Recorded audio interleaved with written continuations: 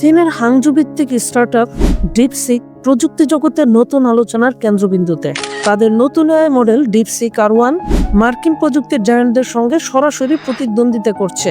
এর চেয়েও বিস্ময়কর বিষয় হলো, মার্কিন সেমিকন্ডাক্টর নিষেধাজ্ঞার মধ্যেও ডিপসিক এমন একটি উন্নত এআই সিস্টেম তৈরি করতে সক্ষম হয়েছে।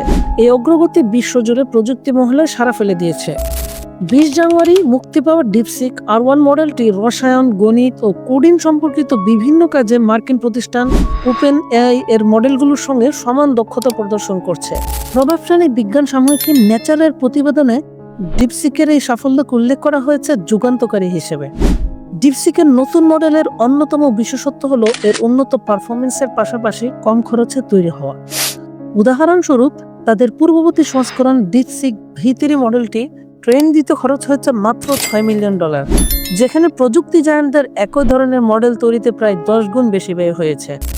সিলিকন ভ্যালি, যা যুক্তরাষ্ট্রের ক্যালিফোর্নিয়া অবস্থিত এবং বিশ্ব প্রযুক্তির অন্যতম কেন্দ্রস্থল, এই সাফল্যে কিছুটা চাপে পড়েছে।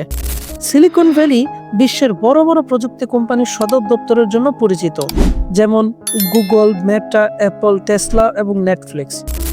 ডিপসিকের অগ্রগতি সিলিকন ভ্যালির প্রতিষ্ঠানে নতুন চ্যালেঞ্জ তৈরি করেছে।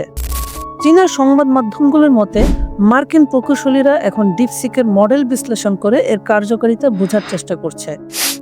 ডিপসিকের অন্যতম বৈশিষ্ট্য হলো তাদের এআই মডেল ওপেন সোর্স, অর্থাৎ যে কেউ এই মডেলের ডেটা এবং অ্যালগোরিদম ব্যবহার করতে পারে।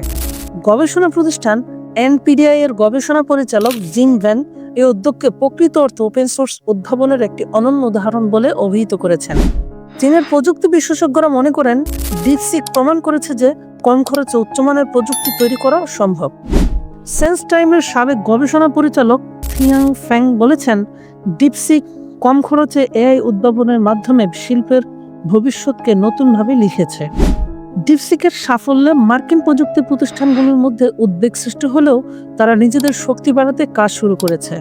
মার্কিন প্রেসিডেন্ট ডোনাল্ড ট্রাম্প এআই অবকাঠামো উন্নয়নে $500 কোটি বিনিয়োগ ঘোষণা করেছেন। এই তহবিল ব্যবহার করে স্টারগেট নামে একটি শক্তিশালী ডেটা সেন্টার তৈরি করা হচ্ছে, যেখানে ওপেন এআই, ওরাকল এবং সফটব্যাংকের মতো প্রতিষ্ঠানগুলো কাজ করছে। ডিপসিক দেখিয়েছে যে অধ্যবসায় ও সৃজনশীলতা দিয়ে বড় কিছু অর্জন করা সম্ভব।